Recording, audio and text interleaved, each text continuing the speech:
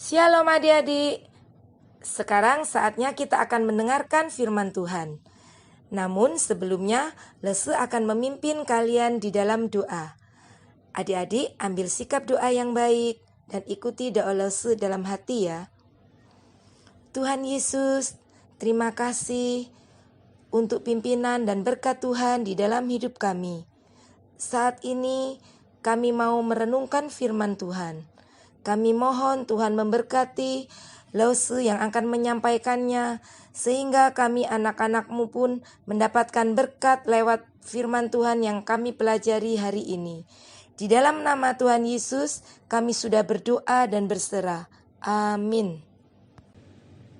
Adik-adik, biasanya apa yang akan kalian lakukan ketika ada teman yang mengejek kalian, yang tidak menyukai kalian, yang nakal atau suka usil sama kalian? Bahkan mungkin kakak atau adik kalian yang suka usil atau suka mengganggu kalian sehingga membuat hati kalian menjadi kesal. Nah, apa yang biasanya kalian lakukan? Membalasnya. Balas mengejek juga. Ikut-ikutan membenci mereka juga dan nakal sama mereka. Wah, sebenarnya boleh enggak sih kita sebagai anak-anak Tuhan membalas orang yang sudah berbuat jahat sama kita? Firman Tuhan di dalam Roma pasal 12 ayat yang ke-17a mengatakan, janganlah membalas kejahatan dengan kejahatan. Tapi Lese, kalau mereka enggak dibalas, enak dia dong. Dibalas saja, biar kapok. Adik-adik, kita memang kepinginnya membalas. Tapi Tuhan Yesus melarang kita untuk membalas kejahatan dengan kejahatan. Nah, hari ini kita akan mendengarkan firman Tuhan tentang Daud yang tidak membalas kejahatan Raja Saul terhadap dirinya. Cerita ini diambil dari 1 Samuel pasal 24 ayat yang pertama sampai ayat yang ke-23. Raja Saul memang tidak menyukai Daud. Kenapa ya? Oh, ternyata hanya karena Daud bisa mengalahkan Goliat dan tentara Filistin, sehingga membuat Raja Saul menjadi iri hati. Apalagi ketika bangsa Israel memuji-muji Daud dan membanding-bandingkannya dengan Raja Saul, dengan berkata, Raja Saul mengalahkan beribu-ribu musuh, tetapi Daud bisa mengalahkan berpuluh-puluh ribu musuh. Raja Saul tidak senang kalau Daud dipuji-puji. Raja Saul menjadi iri hati dan mulai timbul niat jahat, yakni ingin membunuh Daud. Sampai-sampai Daud harus melarikan diri dan sembunyi dari Raja Saul, supaya Daud bisa selamat. Tapi sudah 3 kali ini tempat persembunyian Daud selalu saja ketahuan, sehingga membuat Daud harus mencari tempat persembunyian yang baru. Dan sekarang Daud tiba di padang gurun En-Gedi. Lagi-lagi ketahuan sama Raja Saul, sehingga Raja Saul bersama 3.000 orang pasukannya datang ke padang gurun En-Gedi. Sesampainya di sana, Raja Saul sakit perut, ingin buang air. Lalu Raja Saul masuk ke dalam sebuah gua untuk buang air. Tapi Raja Saul tidak tahu kalau ternyata Daud bersama 600 orang teman-temannya berada di belakang gua itu. Teman-teman Daud berkata kepadanya, Daud, ini saatnya kamu balas dendam. Ini ada kesempatan untuk membunuh Raja Saul yang sudah berbuat jahat sama kamu. Mumpung Raja Saul lagi sendirian dan tidak tahu kalau kita ada di belakang gua ini. Lalu Daud pun dengan diam-diam dari belakang mendatangi Raja Saul yang ada di gua itu. Adik-adik, apakah Daud benar ingin membunuh Raja Saul? Ternyata tidak, adik-adik. Tetapi Daud hanya memotong ujung jubah Raja Saul, dan Daud pun kembali ke tempatnya. Setelah Raja Saul selesai buang air dan keluar dari dalam gua itu, tiba-tiba ia mendengar dari belakang suara Daud yang berkata, "Tuanku Raja Saul, aku ini sangat menghormati tuanku Raja. Sekalipun Tuan membenci aku dan hendak membunuhku, tapi aku tidak punya rasa dendam sedikit pun. Tadi teman-temanku menyuruhku untuk membunuh Tuan, tapi tidak aku lakukan.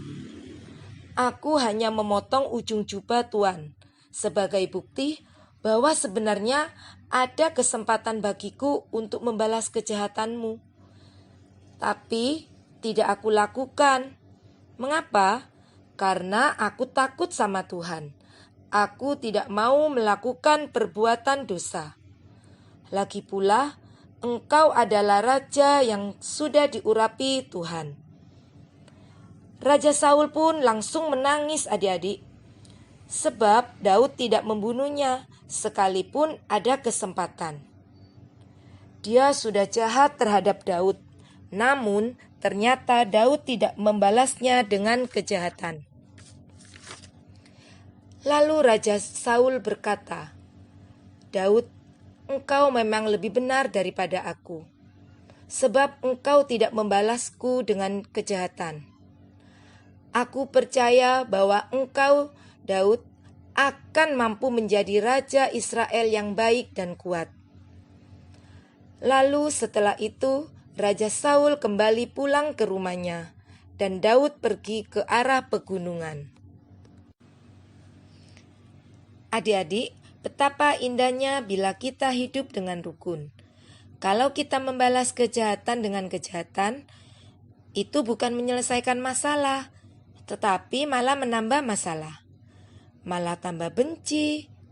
Tetapi kalau kita membalas kejahatan dengan kebaikan, maka teman-teman kita yang suka mengejek, suka usil, suka nakal, lama-kelamaan mereka akan capek sendiri dan tidak akan mengganggu kita lagi.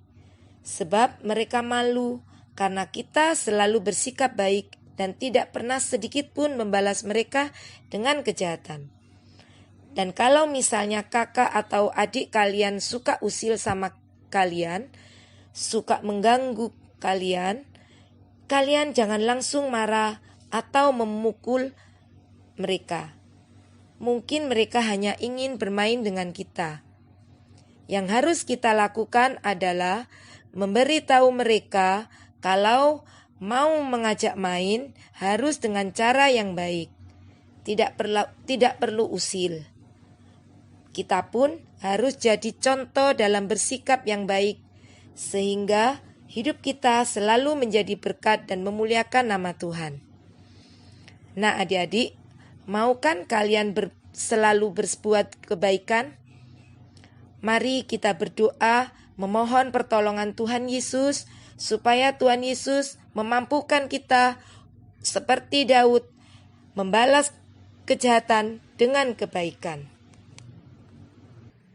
Tuhan Yesus, terima kasih untuk firman Tuhan yang boleh kami pelajari hari ini. Kami mohon Tuhan menolong kami untuk dapat hidup selalu rukun dengan saudara dan teman-teman kami. Kami juga mohon kiranya Tuhan menolong kami supaya kami tidak membalas kejahatan dengan kejahatan, melainkan membalas kejahatan dengan kebaikan, sebagaimana yang Tuhan kehendaki untuk kami lakukan. Mampukan kami ya Tuhan Yesus untuk dapat melakukannya. Di dalam nama Tuhan Yesus kami berdoa dan berserah. Amin. Sekarang Lese akan membacakan ayat hafalan untuk minggu depan. Kelas balita diambil dari 1 Samuel pasal 24 ayat 13b yang berbunyi demikian. Tetapi tanganku tidak akan memukul engkau. Untuk kelas kecil diambil dari 1 Samuel pasal 24 ayat 13a yang berbunyi demikian. Tuhan kiranya menjadi hakim di antara aku dan engkau. Sedangkan untuk kelas besar diambil dari 1 Samuel pasal 24 ayat 13 yang berbunyi demikian. Tuhan kiranya menjadi hakim di antara aku dan engkau. Tuhan kiranya membalaskan aku kepadamu, tetapi tanganku tidak akan memukul engkau. Nah, silakan kalian menghafalkannya dengan baik ya. Tuhan Yesus memberkati.